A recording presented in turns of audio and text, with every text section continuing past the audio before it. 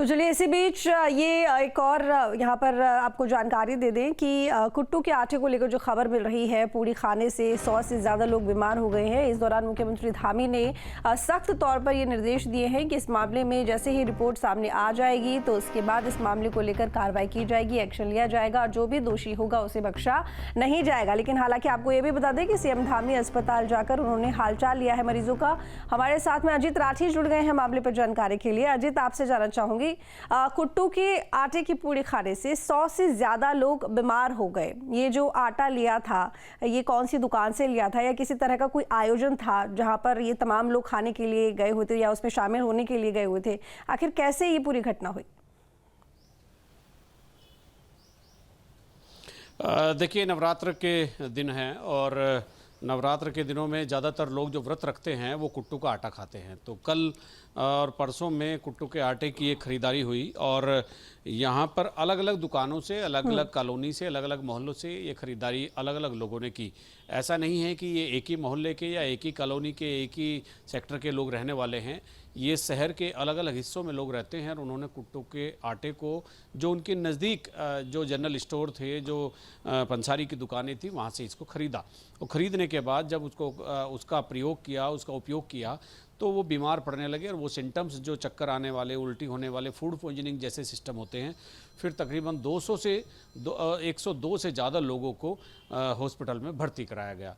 तो ये भी एक पता चला है, जो प्राथमिक की जांच हुई है, कि ये सहारनपुर से आटे की सप्लाई हुई थी।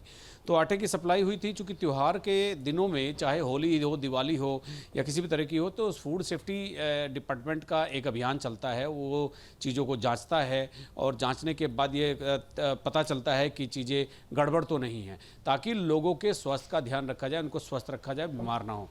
तो ये अभी एक बात निकलकर सामने आई है कि होली पर जिस तरह से ड्राइव चली थी उस तरह से नवरात्र के दिनों में नहीं चली।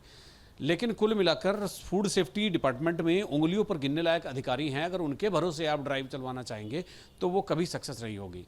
कुल मिलाकर बात ये सामने आई है कि कुट्टू के आटे से बहुत सारे लोग बीमार हुए। ईश्वर की कृपा रही कि कोई कैजुअल्टी, कोई ऐसी चीज़ नहीं हुई जिससे लोगों को नुकसान हो। और अभी धीरे धीरे मरीजों को डिस्चार्ज किया जा रहा है। कुछ मरीजों को 1-2 दिन ऑब्जर्वेशन में रखा जाएगा। तो अभी ये लोग तो चले जाएंगे, लेकिन व्यवस्था पर एक बड़ा प्रश्न चिन्ह है कि जितनी भी दुकानों से कुट्टू का आटा लिया गया तो वो सब जगह ही वो जो आटा था वो गुणवत्ता उसकी बहुत ही निम्न स्तर की थी, बहुत गलत थी, बहुत गहरी थी। तो इसी चक्कर में लोगों के स्वास्थ्य पर हानिकारक ये एक हमला हुआ है।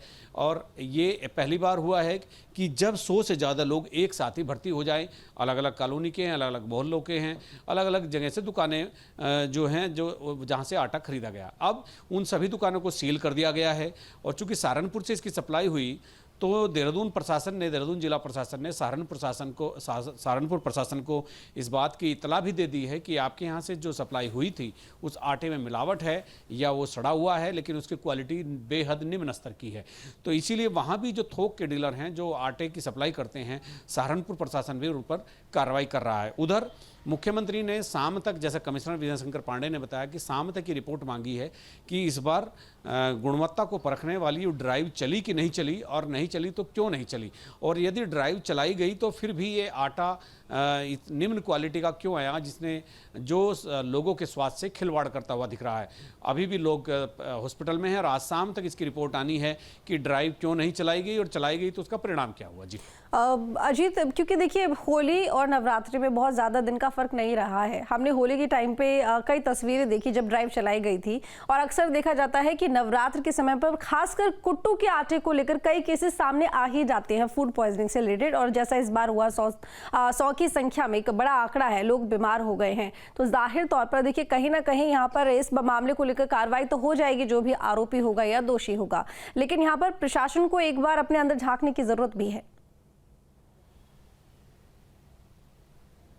बिल्कुल, आपने सही कहा और मैं इसी बात को कह रहा हूं कि फूड सेफ्टी डिपार्टमेंट, जिसमें उंगलियों पर गिनने लायक अधिकारी और कर्मचारी हैं, अगर उनके भरोसे आप ड्राइव चलाना चाहते हैं तो बहुत मुश्किल है।